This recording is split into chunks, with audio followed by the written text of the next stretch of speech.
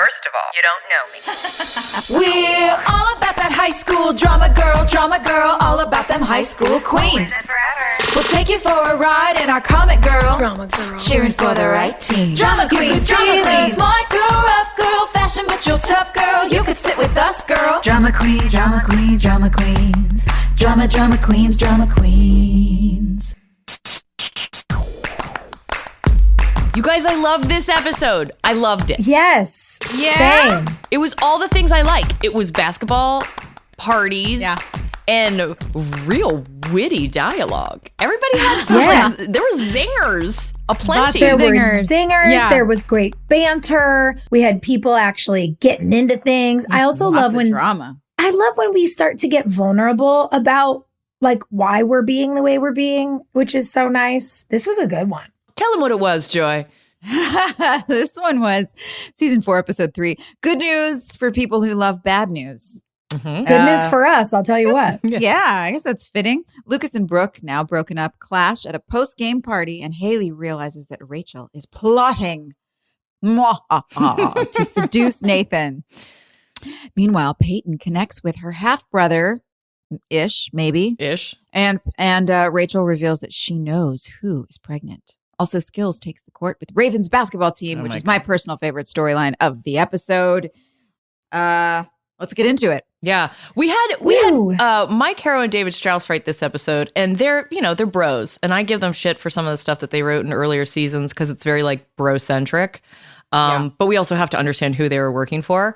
When they write our episodes, I feel like they practice the dialogue with each other. Yes, they must. yes, and that's why it always feels good. When you're writing with another person and you get to bounce the ball back and forth, you can just tell because this was a tight script. A lot happened, and there was never a moment where I was like, wah, wah, wah. Yeah. I like that they also just, as writers, are willing to just find somebody. They found somebody they know it works with, and they're just like, we're just doing everything together. This is a winning combo. Let's do it this way. I think there's a lot of writers out there whose ego won't allow them to do that, but it really, if you find it and it works, it's a great formula. Well, and you can really feel the fact that they bounce off of each other. It informs the banter in the whole episode. You know, like one of the things I loved when we were watching it is there's that big, Brooke and Rachel have a tete-a-tete by the pool after the party. And Hilarie, as soon as the scene ended, you were like, the banter. And like, that's fun feedback when you're watching something and you go, God, I loved that dialogue. Yeah. Not just that people bring it, but that what they're saying is really good. Because, we've lamented and made fun of ourselves that we've had to make some real bad dialogue good. We've had to commit. And so when you get to commit in a scene that is so well written, it's like, it makes it so much easier. I mean, it really helps. It's one thing that we're good at making bad dialogue work. But when you can really tell the difference when the dialogue is actually good because there's a natural flow. And we've said this before, that acting is mostly listening. And if you have a good script, all you have to do is be in the moment and listen to what the other person is saying and what their body language is saying. And you can respond, and your response should fit what's on the page, or rather what's on the page should fit what you naturally feel as a response in the scene. And if it's badly written, then you have to kind of do double duty because you can't just respond with what should be said. You have to respond with what should be said underneath the actual words that were written on the page, which is hard to do. So when it's a good scene and it's well written, it flows. It's so nice. It's a relief. I loved that scene with you and Rachel. So they're fun. friends in real life. So the friendships that we get to examine in this episode are great. We've got some awesome Lucas and Skills scenes. We have great mouth scenes talking to everybody. Great Brooke and Rachel scenes. Like all of the friendships are getting to kind of show off, and it's because you have two people who genuinely like each other making a thing together. It's great when like the behind the scenes informs what we're seeing on screen. Well, here in the beginning, my first question was, how is where was Haley? We first saw her. Oh, she's in her cheerleading uniform, hanging up a post or something. My first question was, how is she keeping this pregnancy a secret for so long? I mean, how far Can you along imagine? are you? Well, It's been new. at least a few days or a week maybe since, Mhm. I don't know. That's a really long time to be married. And I get keeping it a secret if you're on your own, but to be married and not tell your spouse, that's I like, mean, how long I did don't she know. keep the Chris Keller secret? Is Haley a secretive person? Haley's like a secret keeper, I guess. I didn't know this about her. You know what's interesting? I think like in so many of the ways that I went out of my way to like build community because I grew up an only child, I know what it is to sit on something for too long because you're worried it's going to make other people uncomfortable. Yeah. Like that's my Achilles heel. Like the thing that was meant with love, but that really psychologically fucked me up in my house was that the motto was always let somebody else be the problem. And it was meant to be like, show up and help and, you know, always be a helper. But what it taught me as a kid before my brain was fully developed was like, never, ever, ever be the reason that there's more stress in a room. So it took me a long time to unlearn that. And it's so interesting that you're like, maybe she's a secretive person. And my response was, well, Nathan said he doesn't want anything to get in the way of his dreams and it's playoffs and he wants to go to college and he needs to get a scholarship. So Haley probably doesn't want to tell him that she's pregnant until after the playoffs are over. Smart. Like I'm immediately justifying why she's making sure she's not a problem That for him. fits. Yeah. That totally tracks, especially a girl who grew up in a house with a bunch of siblings, too. I mean, that could be an only child experience like you had or a big family. situation, big family. And it's Haley's, it's just like, honey, we have to deal with all these other problems with your brothers and sisters. Like, you're the good one, right? We can, Yes. you're good. We can leave you alone. Yes. You know, I get that. I wonder if there's a little bit of that, especially, you know, I know we were in our 20s by this point in the show, filming season 4, but as a teenager, there really is a lot of pressure. And I think it's incredible. You know, we talk about it a lot, especially with your, you know, your kids and Hilarie Gus being the age he is and how things are different. But some things are the same. And there really was in this era, when we were doing this work, there was a lot of that, like, you know, be a good girl, don't get in his way. Even the narrative of, are you trying to trap him? Oh my God. You know, this whole thing. Yeah. So I wonder if she's just really, like, I have so much sympathy for her not wanting to ruin something. Especially after all the trouble they've been through. Yeah. And once she says it, it's out. Yeah. Oh. Well, and then you never know, like maybe she'll, you know, the pregnancy might not last. And so she doesn't want to, that happens. She doesn't want to create a lot of drama in the event that, you know, it doesn't work. And so, you know, then there's all of this aftermath to deal with. And I can see how Haley would just be like, I'm strong enough. I can just weather this on my own. It's fine. I'll say something when I need to say something. And, you know, it, I don't know, it tracks emotionally for me, like, as a viewer and as Haley's friend. I don't know if that's weird, but also then like when I zoom out and I go, well, and what's happening? Why are they doing this? I'm like, oh, duh. Because they want the misdirect that Brooke is pregnant. Yeah. They want, you know, the audience really thought, oh my God, Brooke Davis is pregnant. And like, it turns out Peyton's Brooke trying really to be is Lucas. the extra great secret keeper. Yeah. What a Wild. good friend. Yeah. Brooke is secretive. Yeah. But that I think is really, it's a good reminder to be like, oh, right. It has to carry out for episodes because it's going to be this big misdirect and dramatic reveal. That scene was interesting between Haley and Nathan because he gives this whole speech. I mean, he clearly has PTSD. This child has been through as much, if not more, than Peyton Sawyer. Right? Like driving cars into walls and his uncle getting shot and like, you know, like just tons of trauma. Remember when he was on drugs season 1? You know? Yeah. This kid has seen it all. And his dad beats him. Yeah. You know, his dad has hit him multiple times. They're trying to kill each other. His parents. This child is in a shitstorm. And Poor guy. it gets boiled down to this speech where he's like, when I play basketball, all of that goes away. And I can't make up my mind whether I think that that's corny. And it's like, the boy version of how every problem is solved if you get a boyfriend for the girls on our show. You know what I mean? Like all your problems go away. I don't think it's fake. Oh, go ahead. But that's the thing. It's like I just go back and forth between being like, is this one of those quick fixes like what we do for the girls, but just the guy version? Or like, you know, is this a legitimate thing? Is it a coping mechanism for young people to be like, I just get to check out for 2 hours. Awesome. Yeah, I mean, doesn't that ring true for you growing up in theater with like family? Like we had a lot of drama in my family growing up, and man, the second that I got to get dropped off at theater and walked in those doors and got on stage, it was like pure relief, pure joy, pure freedom. Yeah. I don't know. Did you guys feel that way if you were feeling stressed at school or if you had a lot of stuff going on to be able to have did you have a safe place like that? I mean, I lived at school. I would get dropped off an hour early to go do student government stuff, and I wouldn't come home till 9 o'clock at night. Doing after school shit. So something you're good at. It feels good to be doing something you're good at. Well, it gives you high school is when you are separating your identity from your parents, because before you get your license, before you have your after school activities or your whatever, you hang out with who your parents tell you to hang out with. You go to the restaurants your parents tell you to go to. You go to church if your parents tell you to. Like, you have to do all those things.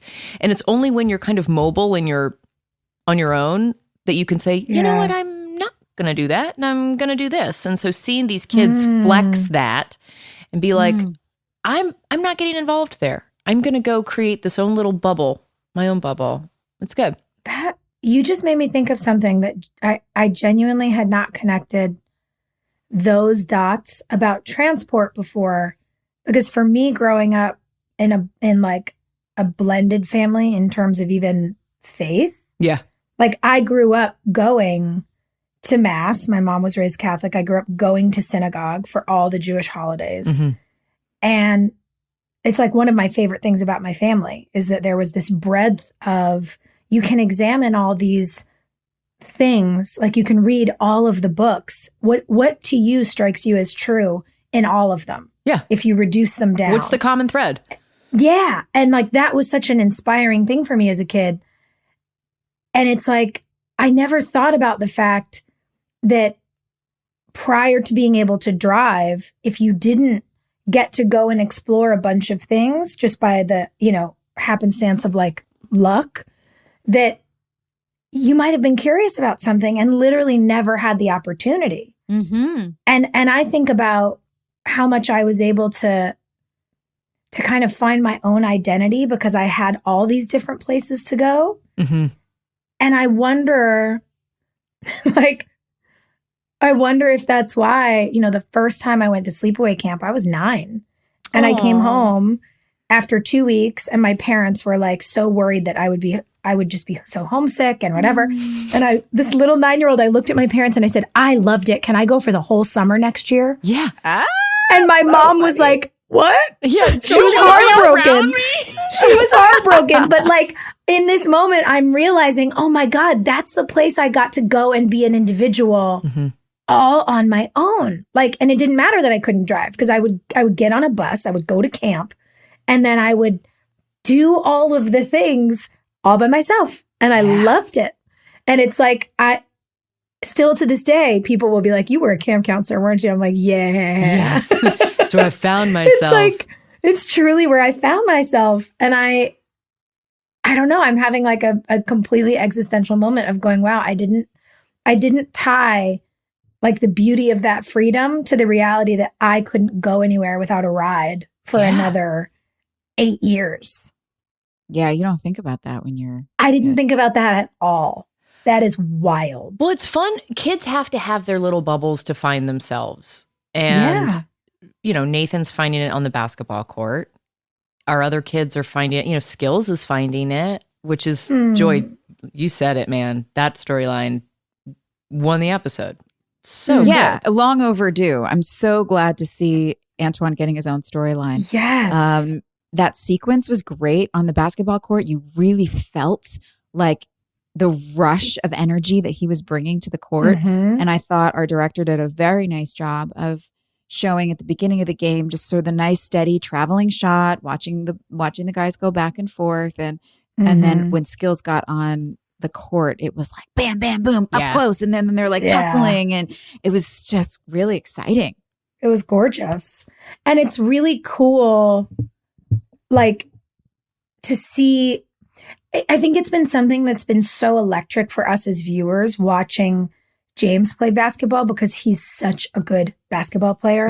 And Antoine is such a good basketball player. Like all the other boys on the show had to learn some basketball skills to act like basketball players. Yeah. But those two, they play in leagues. Like, they are so naturally inclined and good at the sport that now to have two of them on camera is like electric. Exciting. It's so exciting. And I even knowing that we were going to watch it and like we made the show, I was so amped. I was just like an amped viewer.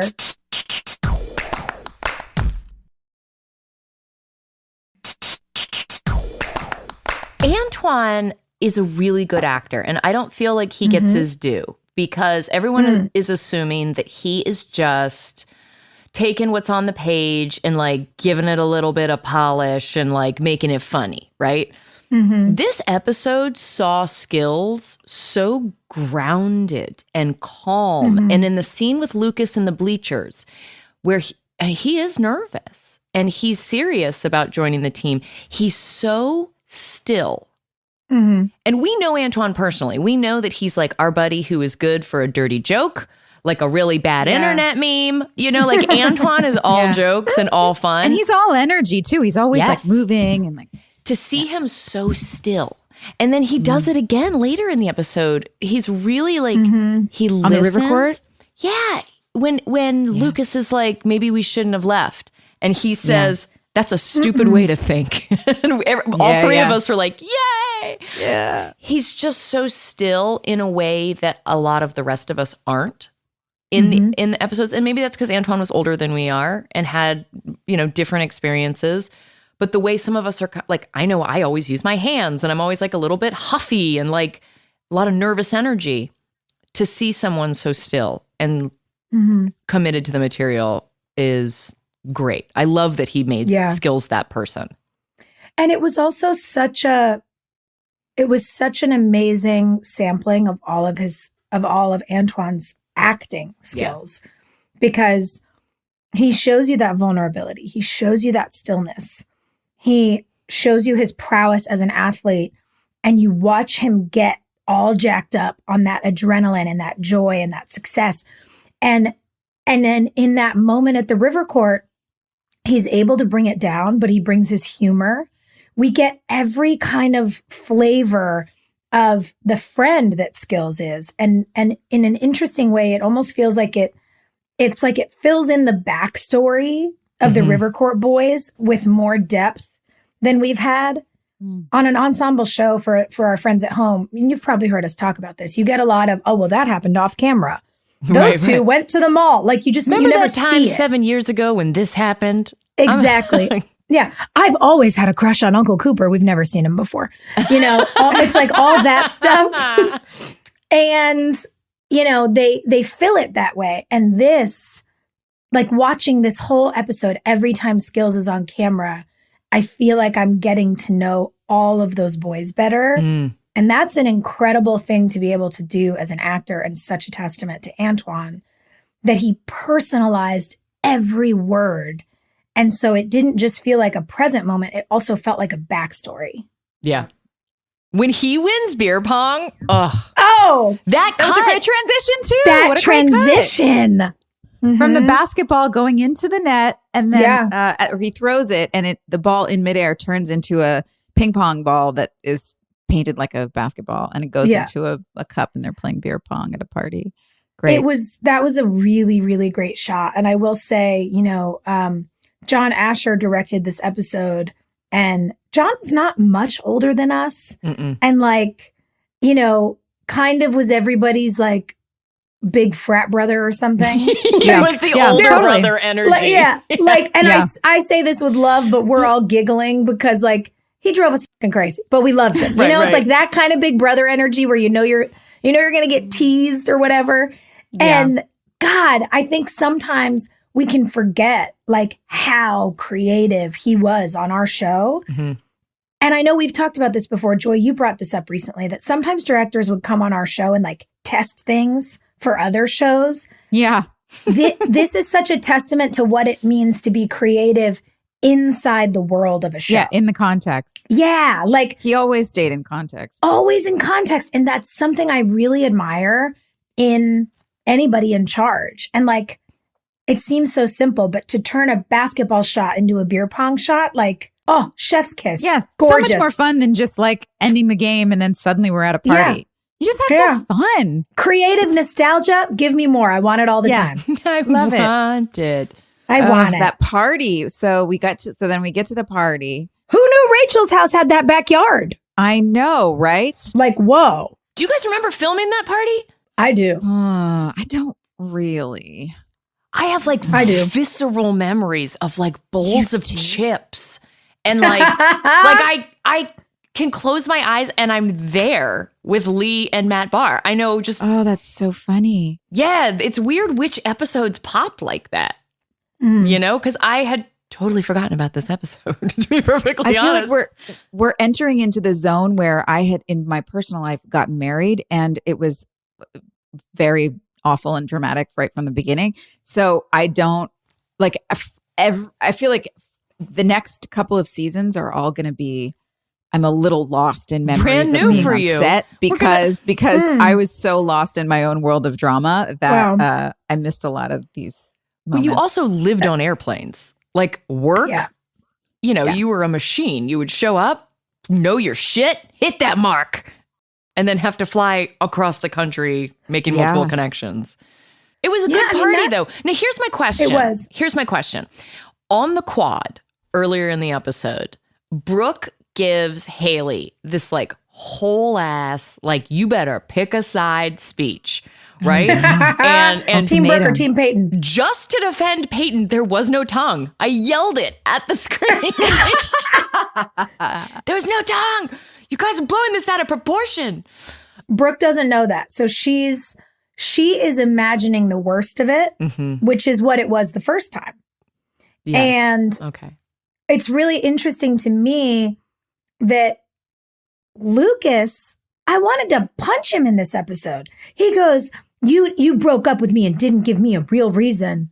I'm sorry, what? You've hooked up with my best friend multiple times. Yeah. I just like, you're over at her house. I'm seeing you on her webcam. Like, what are you talking about? Yeah, it's interesting that when Brooke breaks up with him, she's very like adult and mature about it, as we talked about the last episode.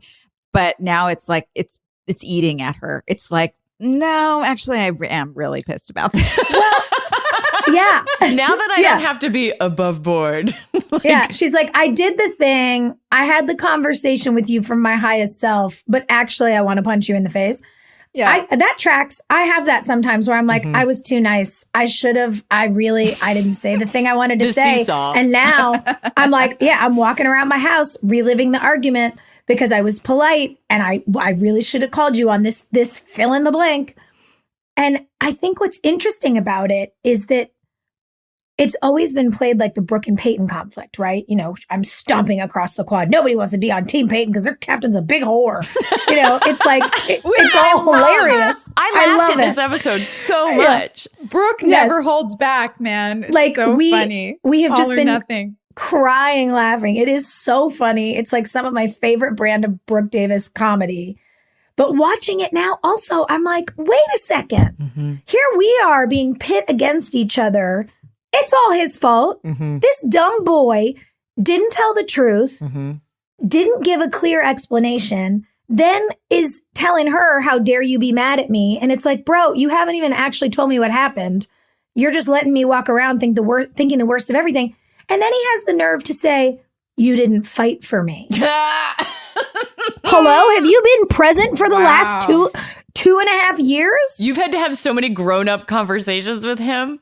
I'm flabbergasted because, again, we remember what we remember. And it's like, it's deja vu, truly, to the first time this happened, where I'm like, wait a second. Yeah. This isn't even about us. This is his fault. Yeah. And that's the definition of insanity, doing the same shit over and over again. and over. And expecting a different outcome. It will never I've had be to different learn that with Lucas lesson Scott. a few times.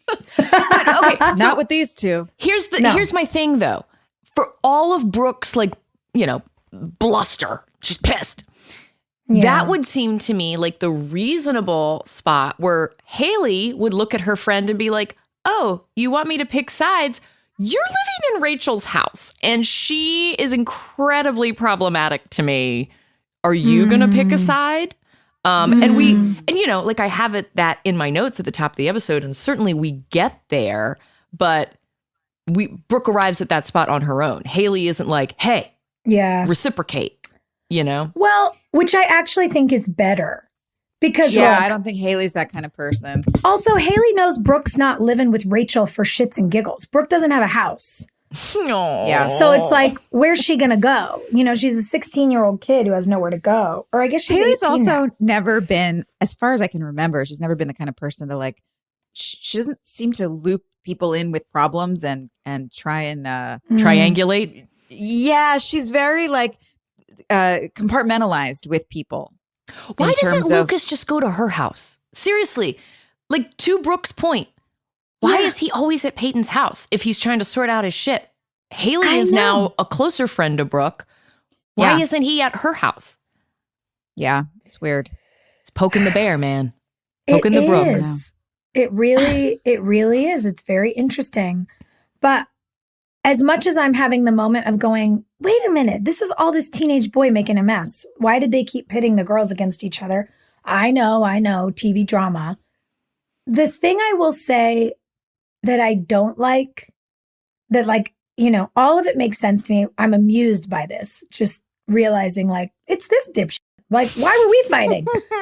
The one thing that irked me, and that's probably because it's meant to, I don't like, and I wonder why none of the men caught it, but I don't know, maybe they did it on purpose.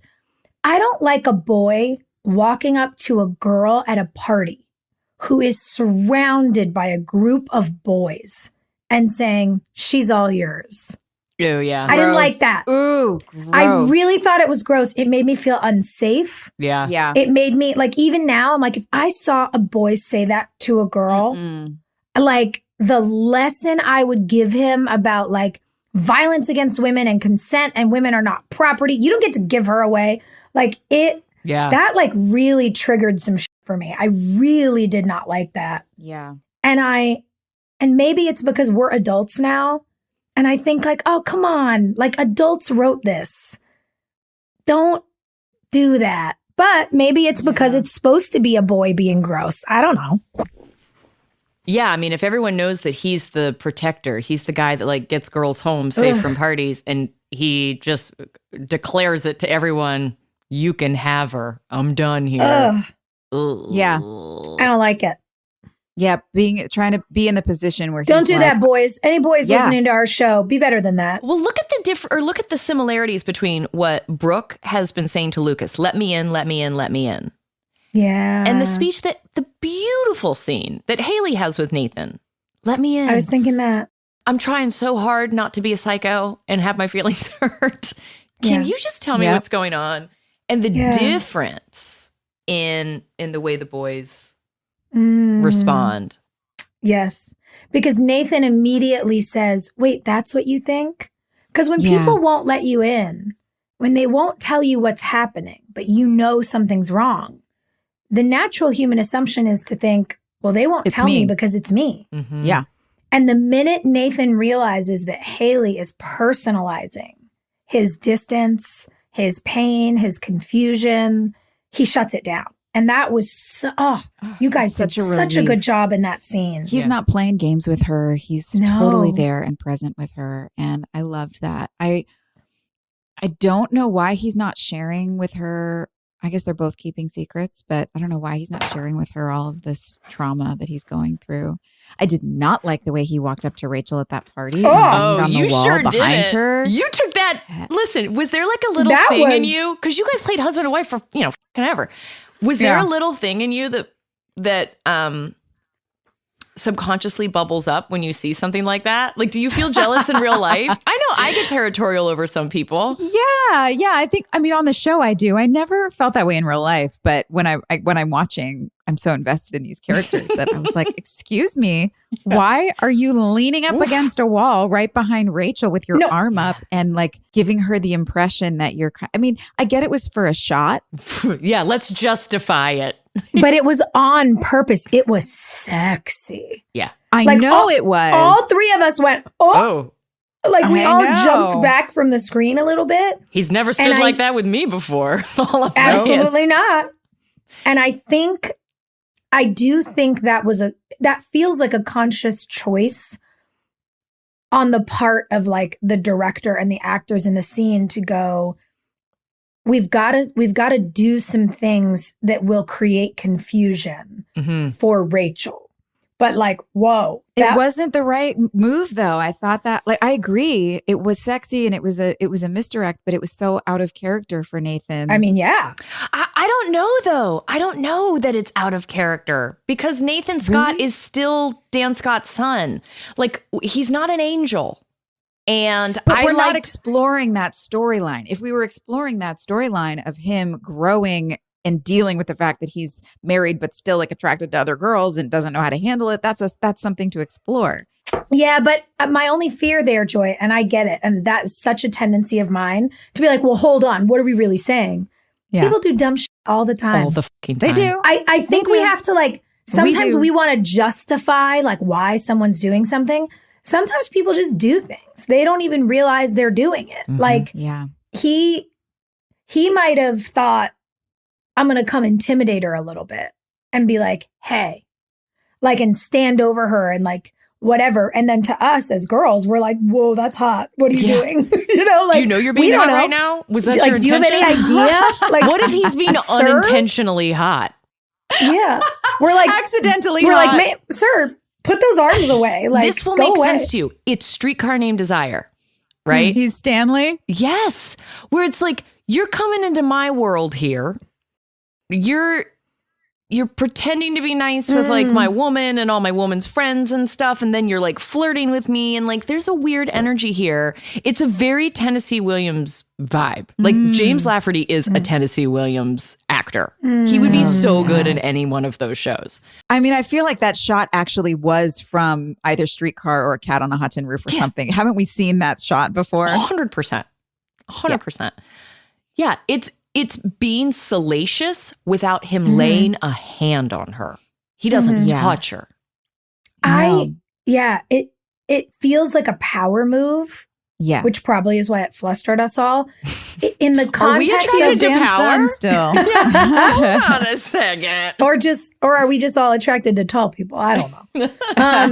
But what I will say is interesting to think about it in the context of the storyline for Nathan. Like, how well he does to let Haley in, how much he really is trying to process all of this, even saying to Haley about Rachel, like, I think she's got some trauma.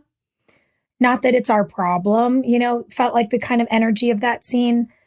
I loved the sweet, disarmed friendship of Nathan and Peyton in this episode. I loved seeing him at that table. And when you came over and said, you're over here by yourself, that used to be our signal. Yeah. That was sweet. Old platonic Peyton, so man. I like platonic Peyton. And I like that her and Nathan are in this space. Here's what troubled me in this episode. Why couldn't I match that level of platonic with the actor playing my hot brother? I'm so glad we're getting here. I was burying the lead. I didn't want to talk about Peyton yet because this is like so exciting and so juicy. And I was like, we got to save it for the second half of the episode. Seriously, you guys, I'm just blushing the whole time Matt Barr is talking to me. And I'm like, look, I can do a scene with Nathan where I'm like, come on, buddy. I can do scenes with Lucas where I'm like, buddy, buddy, buddy.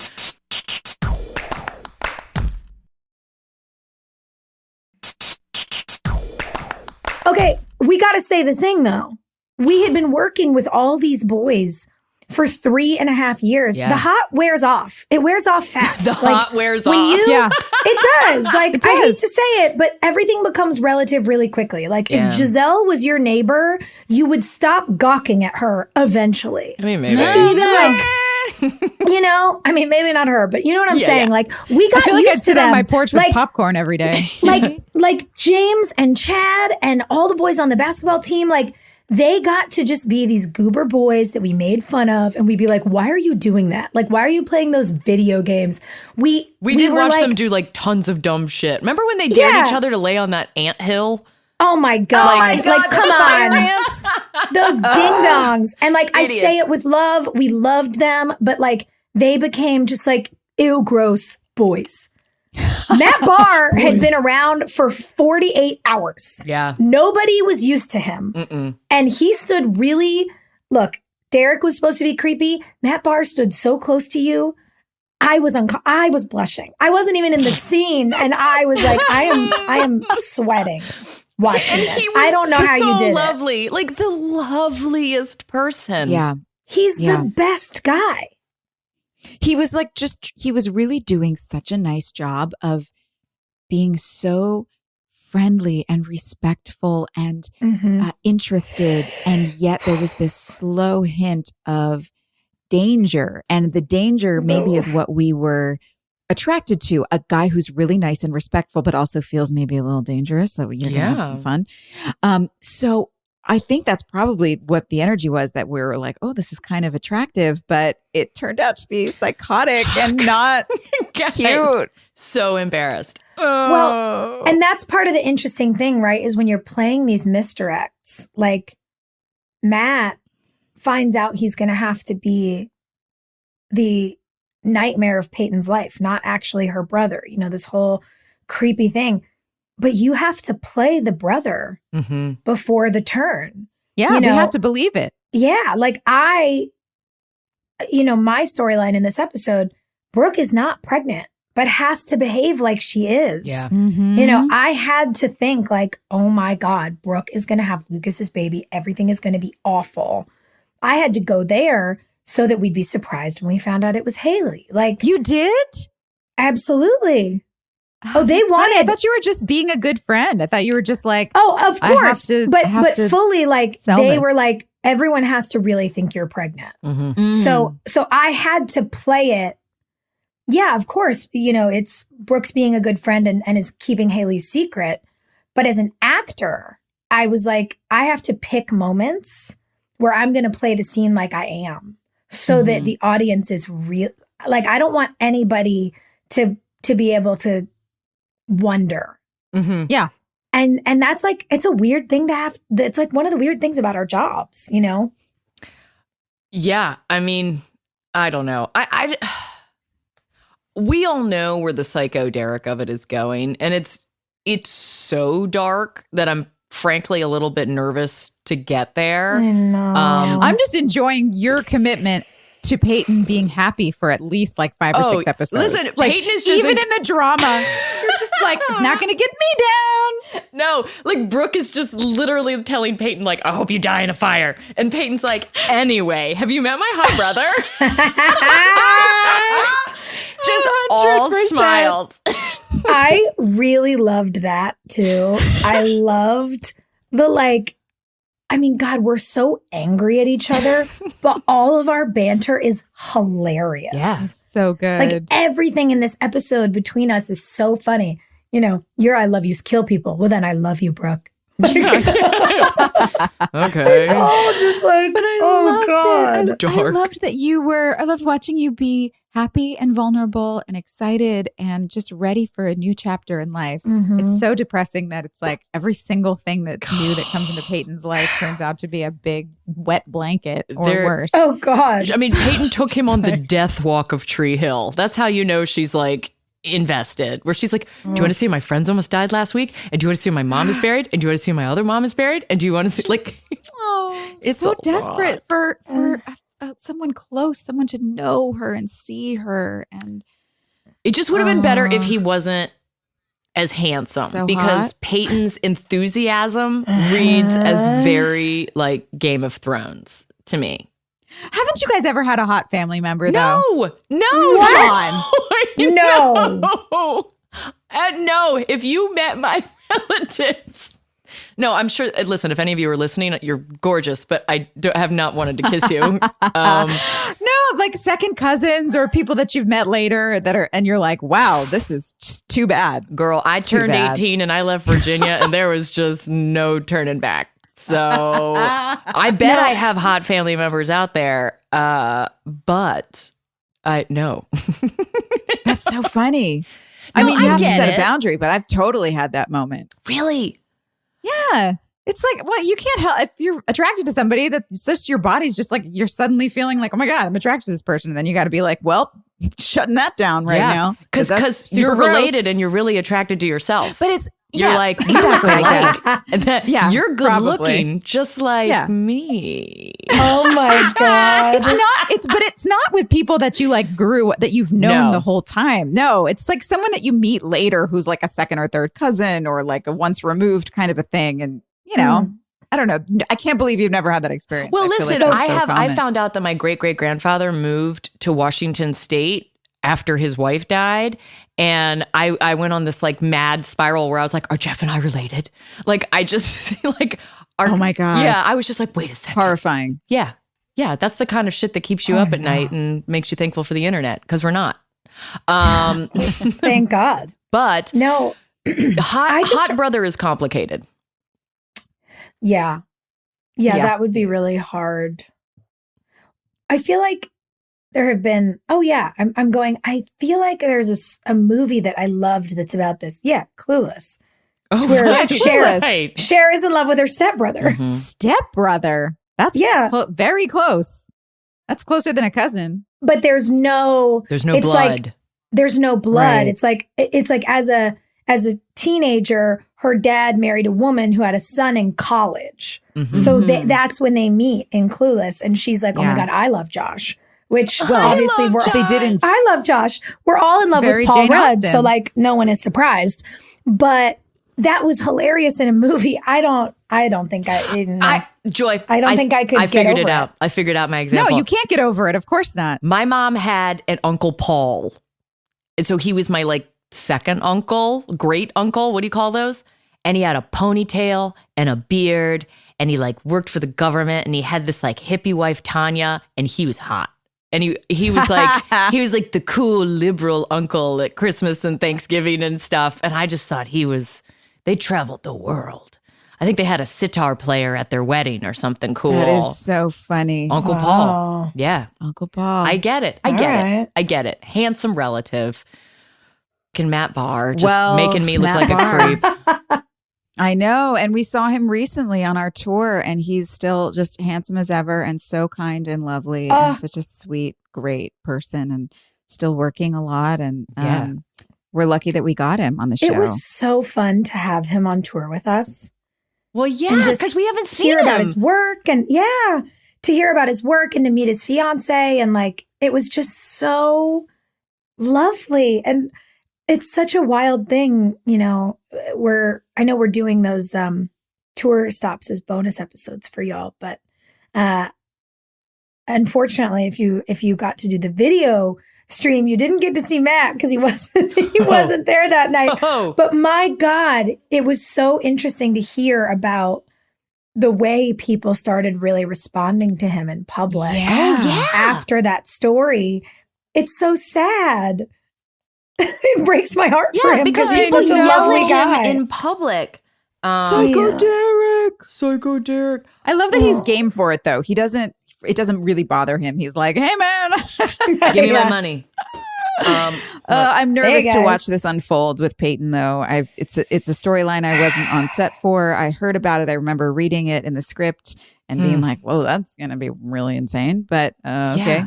But you know, you just I missed it. So I'm excited to see your work, but I'm also not excited about this. I was always hoping for redemption for him because he does fit the group very well, because the scene he has with Mouth was one of my favorite of the episode, where Mouth gives him the whole new guy thing. And he just plays the straight man in a way that like James does, you know? And I love that Lee got the opportunity to go balls out this episode. He had so much loved fun. it. Yeah. Lee is so good in this episode, and his physical comedy, his drunk comedy. And then Lucas says, What did he yell at Lucas when he sat down? Man, what is it like? Hey, mouth. Hey, What's mouth. up, Is that all mouth? you ever What's say to me? up? What's up, mouth? that's all you know how to say. I died. Oh my God. And then Lucas goes, how many of those have you had? And he goes, including this one? One. Yeah, He's so cute. He is the best. I loved that he got to do that. Yeah. And Gigi was back in this episode. Yes. We got to see her Little for a minute. I wish cutie. they would give her something else to say.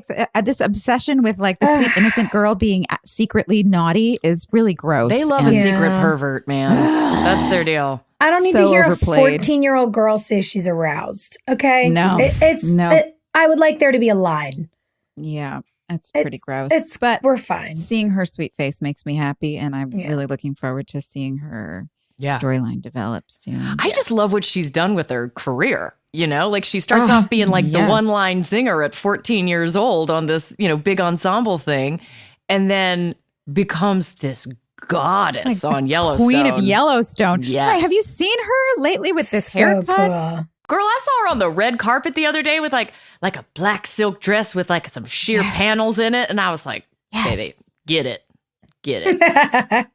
We She's love like in it. her prime. She looks amazing. She's still such a total sweetheart too. I just Yeah. love her. What else? Well, Listen, Sophia called it in the middle of the episode where she was like, everyone's so cranky. And maybe that's why we laughed so hard this episode. It's is true. because everyone is just cranky. Cranky. I love it. I love a little cranky. Rachel and Haley. Haley's cranky. Oh my God. Brooke is cranky. Peyton's the only one who's not cranky for the first time ever. Oh, maybe that's why I loved this episode. Aw. I mean, Peyton's Peyton's always like slightly happy. cranky deep down. Deep down. Yeah. But it is nice. It's nice to see you getting to be happy. And I don't know. It feels refreshing. It makes me sad knowing where it's going. Well, do you But think it Peyton's does- only happy when everyone else is miserable? Like, do you feel like she's probably like, yes, it's your turn, bitches. Dad. You guys can do it now. Finally. Yeah. Well, where's it going? What's happening in the next episode? Do we have a small little preview? I mean, we've seen Derek's wall of weird. Yeah, we know that's coming. Have you guys had Wall of anyone in your weird. life that you find out like after the fact is secretly a total creeper? I've Yeah. had a couple. Oh, really? Yeah, every once in a while you find out that someone that you think is super awesome is also like unhinged. And you're just like, oh, cool. I'm really glad I let you into my room and my house and wah wah. Lesson for the kids is don't have a webcam. Not facing your bed, especially. Yeah. It's just a no. Huge, huge no. It's a no, guys. Please don't. Okay, so Lucas, so what we're reading from our fabulous producers is that next episode, Lucas is going to start to notice how close Peyton and her brother are getting, which again is just so weird. And we saw a little bit of that, like she brings Lucas as her protection in the very first scene. And he is pointing out like, oh, you guys are totally the same. You're totally the same. And I guess that's cute up until a point. But yeah, they're really going for it right away. I They guess I really thought we were are. going to keep him around for much longer.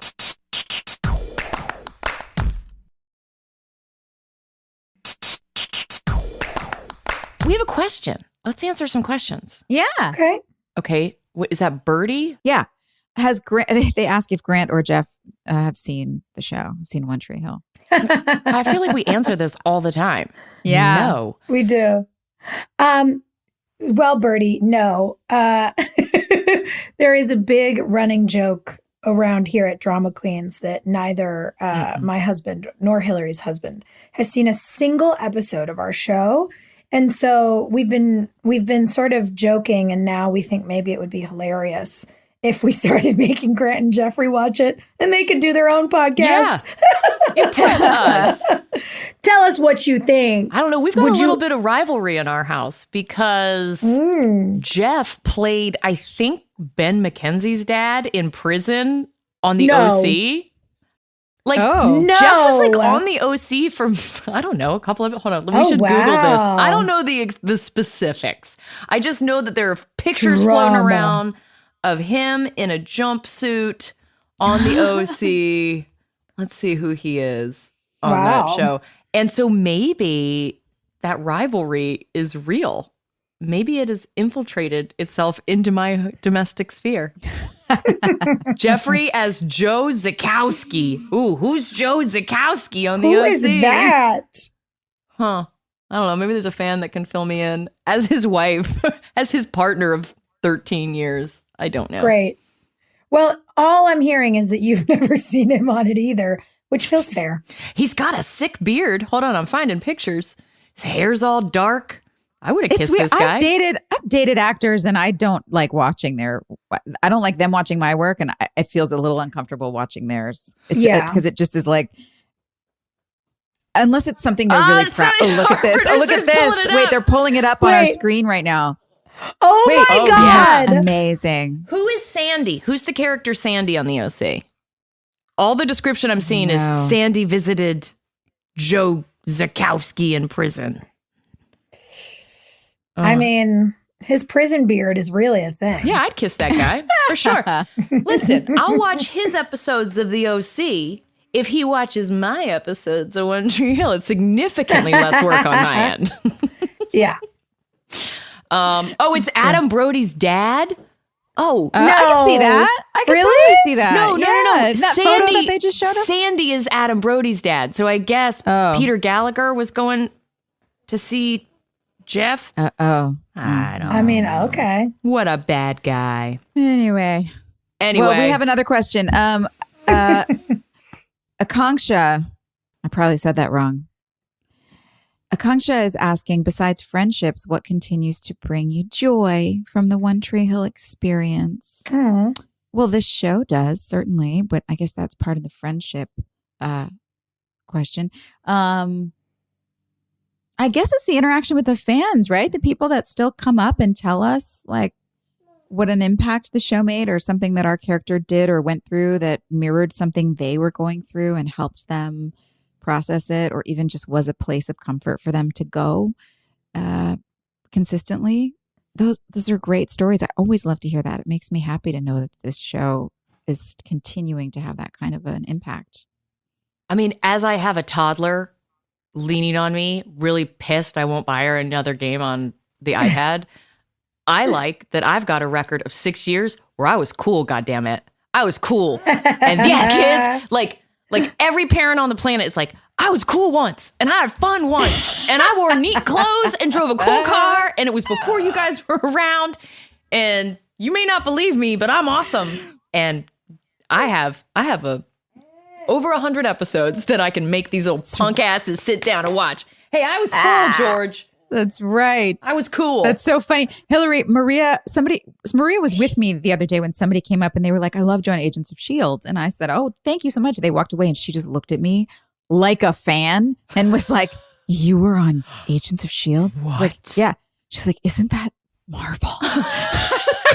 Yes, it is. And she just stared at me. I was like, oh, what are you? Am I cool now? Am I like, you were cool. It's like, go clean your room now. Yeah. Wash those dishes, kid. That's right. Just because I'm cool. That is so what do you love? funny. Listen, you've got a storage locker full of stuff that you like from the OTH experience. That's right. Yeah, I mean, gosh. I think now it is really this. It's being able to go back and re-experience it. You know, I think we talked maybe last week or the week before about how, you know, by this point in the show, like, we were getting made fun of on the soup. Yes. And like, yeah, it was weird because we were away. Like, we were gone. We didn't really know anything about what was happening out in the world or how we were perceived. We were just kind of locked up in Wilmington. together and like, you know, hearing that sometimes people were being mean and Yep.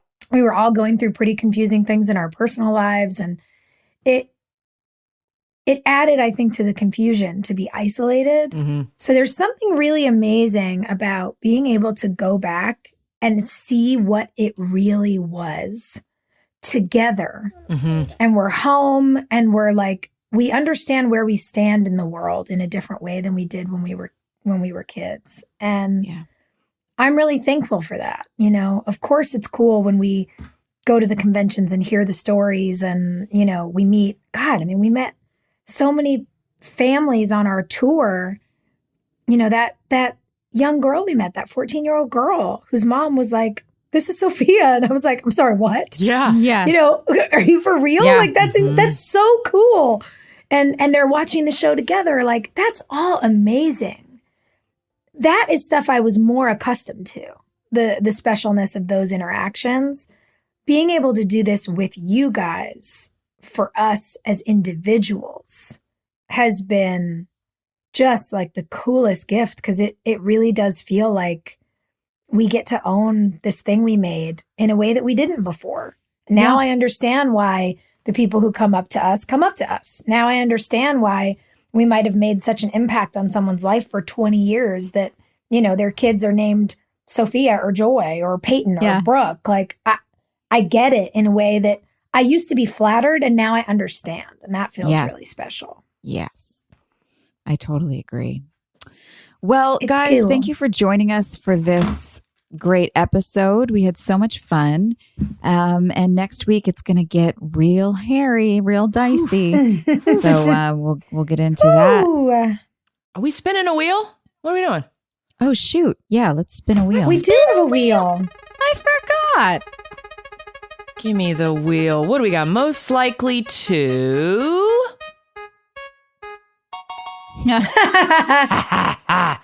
Most likely to survive a zombie apocalypse. I mean... Hilarie, I think it's you. Yeah. I feel like it is. I feel like you have the most experience in that world. Let me just tell you, when the pandemic hit and everyone was freaking out about toilet paper, guess who didn't have that problem? Because I got everything. I got water filtration systems. I grew up with preppers. And so You're prepped. I'm so prepped. But who on the show, what character on the show is ready to handle things? Oh, that's good. I mean, Deb, I feel like Deb is a real strong my contender God. for that. Yes. Deb could cauterize a wound, you know, like she's not afraid to do the gross stuff. Yeah. But also Dan is like a cockroach. Like you can't kill him. The problem in the zombie kill Dan apocalypse Scott. is that you develop relationships with people and then you can't put a spike in their head when they turn. And I feel like Dan and Deb wouldn't have that problem. Like, right. I agree. they'd be like, oh, Nathan, you turned. Oops. You know. Oh, God. Yeah. That's funny. Yeah, they win. I love it. Sweet. Great. Sophia's like, I don't know how I feel about that. I'm like, no, I'm digging it. I'm envisioning. We never, as many times as we jumped the shark, that is one shark that we left in the depths of the ocean. So It's true. one day. Oof. One day. I feel like there was a zombie episode. Day. I know it's coming. Like a nightmare. Really? Yeah. We had an episode where we all dressed like zombies. We've got Let's go. season 4, episode 4 next week. Can't stop this thing we've started. So here we go, kids. Buckle up. Can't wait to see you next week. See Bye. you soon. Hey, thanks for listening. Don't forget to leave us a review. You can also follow us on Instagram at Drama Queens OTH. Or email us at dramaqueens@iheartradio.com. See you next time. We're all about that high school drama girl, all about them high school queens. We'll take you for a ride in our comic girl, cheering for the right team. Drama queens, smart girl, rough girl, fashion but you're tough girl. You could sit with us, girl. Drama queens, drama queens, drama queens, drama queens, drama queens.